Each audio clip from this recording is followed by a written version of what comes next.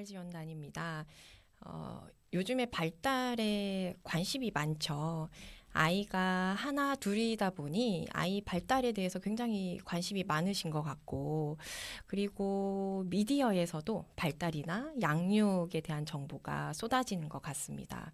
우리 아이 발달지원단에서도 부모님들을 많이 상담을 하는데요. 그 중에서 가장 이제 많이 요청하시는 부분이 아이의 언어 발달에 대한 부분입니다. 그래서 이번에 부산 가톨릭 대학교 이일환 교수님과 함께 아이의 그러니까 영유아기 언어 발달에 대해서 이제 같이 이야기를 나눠보는 시간을 가질까 합니다. 교수님, 그 발달 지연 아이들이 계속 늘어나고 있는 걸로 알고 있습니다. 그런데 이 중에 언어 발달 지연 어떤가요, 교수님?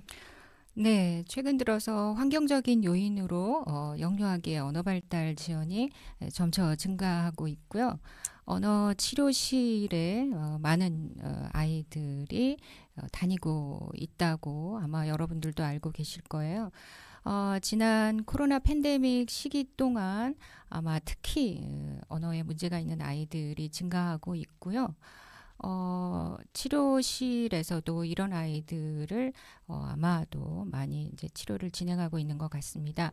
성남시가 지난 3월부터 생후 42개월 미만 영유아 800명을 대상으로 조사를 했더니 그중에 19%가 언어 발달에서 경계선이거나 발달 지연이었다고 해요. 물론 운동이나 적응 행동도 한 11% 정도는 추후 관찰이 필요하다고 얘기가 되고 있습니다.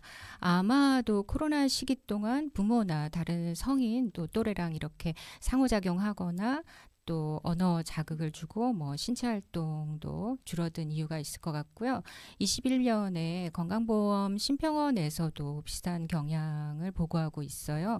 5세 미만 아동들의 언어 발달 지연이 이전보다 30% 정도는 증가했다고 하고요. 대한소아청소년과학회도 아마 이런 비슷한 이제 결과를 내고 있는데 결국은 코로나 팬데믹 이전보다는 적어도 한 30% 정도 그 언어 발달이 경계선이거나 지연이 되고 있는 아이들이 이제 증가했다는 것이죠. 근데 최근에는 이런 언어 발달 지연의 원인이 되는 발달 장애 아이들도 많이 증가하고 있다고 그 소아정신의학과의 진단이나 또 진료를 의뢰하는 아이들 건수가 굉장히 많아졌다고 해요. 근데 이제 그 이유는 학계에서 보고되고 있는 건 신경과학이나 의학의 발달로 진단 개념도 확대되고 또 장애의 범위를 좀 넓혀가고 있다라는 것이죠. 그러니까 검사 도구나 진단 관련 그 어떤 기술적인 발달이 있었고 또 부모님들도 이전보다는 특별하게 아이들의 발달이나 언어에 관심이 많다라는 것이죠. 네, 아무튼 30%라고 하면 굉장히 많이 늘고 있다. 네, 그죠? 네, 그렇습니다. 그런데 이제 그 교수님 말씀하신 것처럼 병원에 이제 우리 아이가 말이 느리다 해서 병원에 가신 분들도 있겠지만 아직 짐작하지 못하고 계실 수도 있을 것 같아요. 그 우리 아이 발달 지원단에서도 부모님을 상담하다 보면은 아이가 말이 느린지 아직도 모르고 계시는 부모님도 계시고, 그래서 이제 아이 언어 발달 지연에 대해서 이제 상담을 하게 되면은, 괜찮다. 왜냐하면 아빠도 말이 느렸고, 할아버지도 말이 느렸는데 잘 컸다. 이렇게 이제 말씀하시는 분들이 많으시더라고요. 그래서 혹시, 가족력이 있다면, 그러면 정말 이제 좀 두고 봐도 괜찮을 건가? 아니면 그렇다 하더라도 가족력이 있다고 하더라도 그래도 빨리 전문가를 찾아가는 게 맞는가? 어떤가요, 교수님? 네, 아이들이 언어를 습득하고 발달시켜 가는 과정에서 이제 가족력이 있는지에 관한 질문을 많이 하시는데요. 굉장히 드뭅니다. 그 학계에서도 보고는 되고 있지만 굉장히 드문 상황이고요. 실제로 말이 늦는 아이들이 좀 있고요. 그런데 말이 늦게 튀는 아이들이 분명히 있어요. 그러니까 아버지도 말이 늦었고 그렇지만 잘 자랐다라는 라고 했을 때 우리 아이도 말이 좀 늦지만 이후에 잘 자랄 것이라고 가정하면서 걱정하면서 불안해하는 시선으로 아이랑 상호작용하는 게 이제 그렇게 긍정적일 것 같진 않아요. 그러니까 말이 늦게 튀는 아이가 있어도 적어도 우리 아이는 이제 걱정스럽은 눈으로 아이를 보기보다는 일찍 전문가의 도움을 받으시는 게 좋겠다 싶고요. 이제 또 하나 말이 늦는 아이들 중에서 절반은 말이 트이지만 절반은 이후에 언어 장애를 계속해서 갖게 돼요. 네.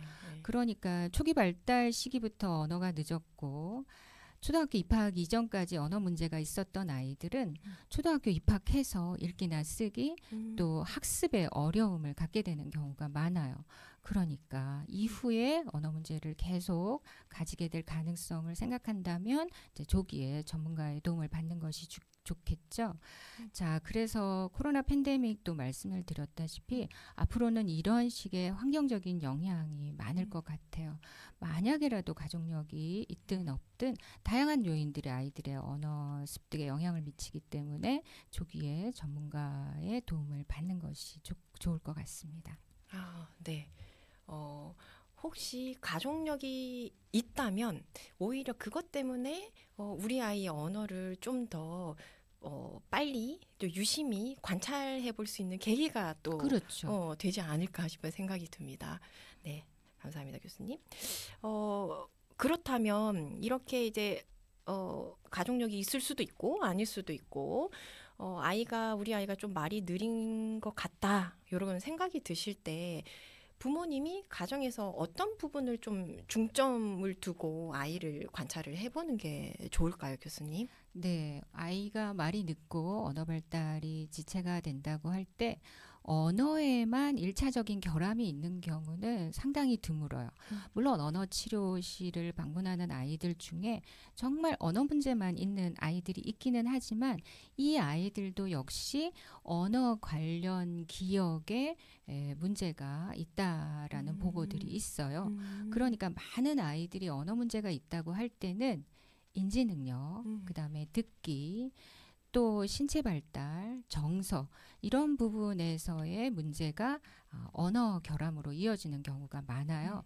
그러니까 1차적으로 우리 아이가 잘 듣고 세상 사물을 지각해서 이해하고 기억한 다음에 말하고 이러한 그 세상사 지식을 갖추면서 잘 발달하고 있는지를 언어 발달과 함께 살펴보셔야 돼요.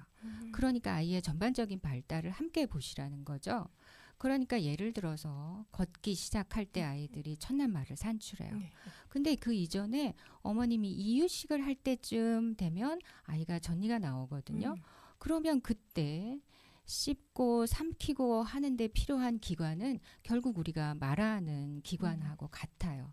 그러니까 이런 식의 근육의 발달, 신체 발달, 또 인지와 사회적인 상호작용 이러한 전반적인 발달을 함께 살펴보시는 게 중요하고요. 자, 그 다음에 흔히 적응행동이라고 알고 계실 거예요. 아이가 태어나서 일상생활을 할 수 있는 능력이에요. 옷을 입고 벗고 또 이빨을 닦고 손 씻고. 네, 그렇죠. 그러니까 일상 활동에서 특히 중요한 게 아이들이 이제 배변 훈련을 해야 되거든요. 그러니까 자신의 신체적인 그 상태를 부모한테 알리고 또 이런 부분에서 해결을 하는 이 과정이 결국 적응 행동이에요. 그런데 우리 아이가 이런 식의 일상생활에서의 적응 행동도 이제 또래와 비슷한 수준으로 발달하는지 체크해 보시면 좋을 것 같아요. 네.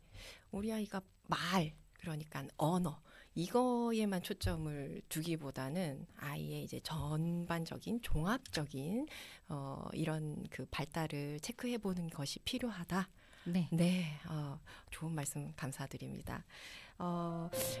지금까지의 이야기가 언어 발달, 아이 언어 발달로 고민 중이신 분들에게 도움이 되셨기를 바랍니다. 이상 우리 아이 발달 지원단이었습니다.